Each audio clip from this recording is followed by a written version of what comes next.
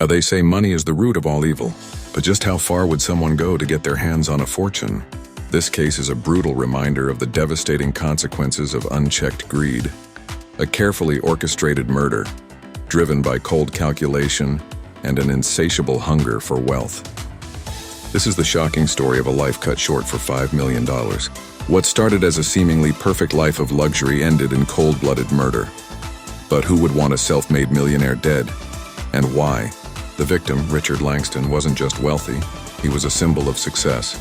A self-made businessman, Richard had built his empire from the ground up, turning a modest startup into a multi-million-pound investment firm.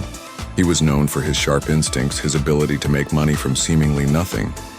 But despite his wealth, those closest to him said he was a down-to-earth man, generous to his family and fiercely protective of his loved ones. But with great wealth comes great risk. Because behind the doors of his sprawling mansion, someone was watching, waiting, plotting. March 15, 2015, Richard was found dead in his study, slumped over his desk, a single gunshot wound to the back of his head. There were no signs of forced entry, no obvious struggle. It was as if he had trusted his killer.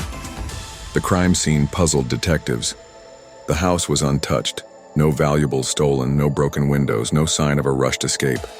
This wasn't a burglary gone wrong, this was an execution. Police initially suspected a business rivalry, an enemy from the corporate world. But as they dug deeper, they uncovered something far more chilling. This wasn't a crime of anger, it was a crime of greed. Someone had a financial motive for wanting Richard dead. And then, a breakthrough. Detectives discovered Richard had recently updated his will. The new beneficiary, his wife, Jessica Langston. Detective.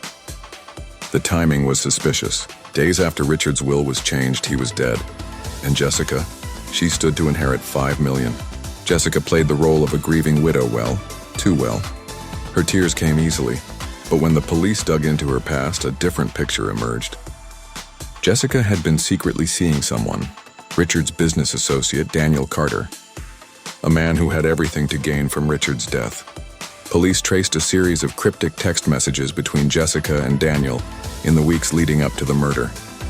Messages that hinted at a plan, a way out, a new beginning, without Richard. Then came the most damning piece of evidence, CCTV footage from a hardware store. The timestamp? Just a few days before Richard's murder. The purchase? A burner phone and a set of gloves bought by Daniel Carter. And in a chilling turn, ballistics confirmed the bullet that killed Richard was fired from a gun registered to none other than Daniel Carter. Faced with the overwhelming evidence, Daniel cracked. His confession sent shockwaves through the community. Daniel Carter, voiceover from interrogation tape. We planned it together. Jessica told me Richard never loved her. She said we could be happy, that we just needed the money. I pulled the trigger, but it was her idea. Jessica, however, denied everything. She played the victim, insisting Daniel was lying to save himself, but the jury didn't buy it. After a highly publicized trial, Daniel Carter was sentenced to life in prison.